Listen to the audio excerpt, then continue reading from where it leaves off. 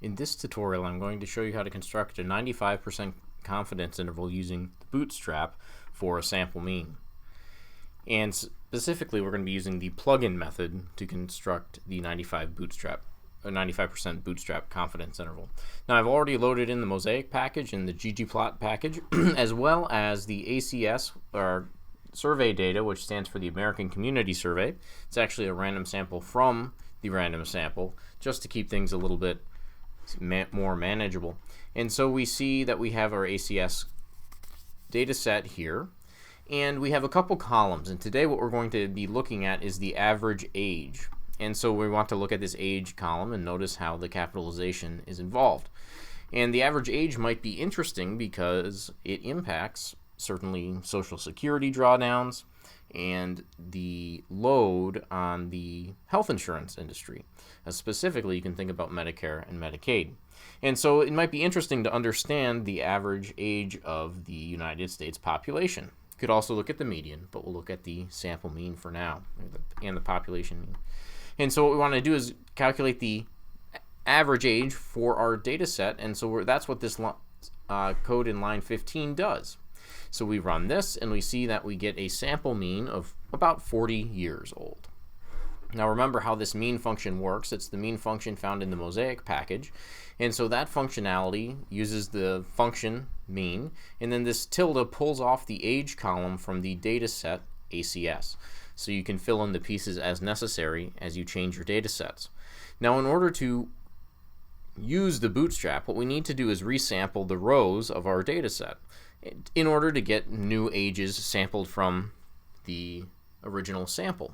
And so what we can do here is use that same mean function, but this time what we're going to do is wrap this ACS, our dataset ACS, in the resample function. And so what this says is that we're going to calculate the average age from the data set that's resampled from ACS.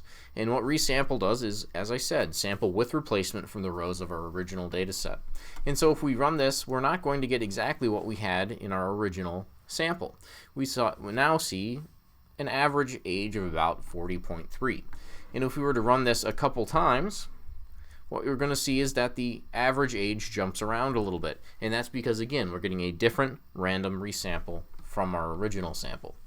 In order to construct a Bootstrap distribution, we need to do this a large number of times. In this example, I'm going to use 1,000, but 5,000 or 10,000 would also be very easy with computational power. And I'm going to label this age_boot just so that I can deal with the Bootstrap distribution later on. And we use the do command, and we're going to do this 1,000 times, and we're just going to create those sample means from our resampled data. So running this line of code, it'll take just a second or two. We've created a Bootstrap distribution. So let's look at that. Over here in the environment tab, you see age_boot. Clicking on that, you'll see that we have a data set returned with 1,000 rows and one column. And this column is labeled mean. And so you need to remember to look at the column names so that you can know what column to pull off of your Bootstrap distribution in each situation. Now let's create a histogram of the Bootstrap distribution. So we'll use our familiar ggplot syntax in order to do that. Remember, you might need to change the dataset name. You might need to change the X column here, as well as the X label to something that makes sense. Running this, we see that we have a roughly unimodal and symmetric Bootstrap distribution of sample means.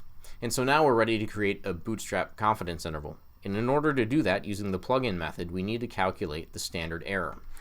And in order to do that, let's use the Mosaic functionality for standard deviation. So it's the SD function, and we're going to do tilde mean so that we pull off the mean column of our age_boot data set.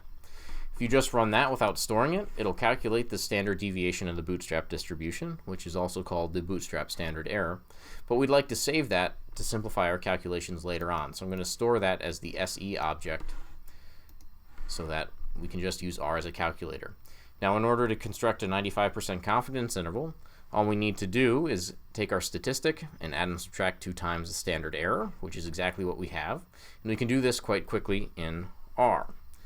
So let's just calculate the lower bound quickly. And we see that that's 38.6 or so years old. and we see an upper bound by adding 2 standard errors is about 41.5.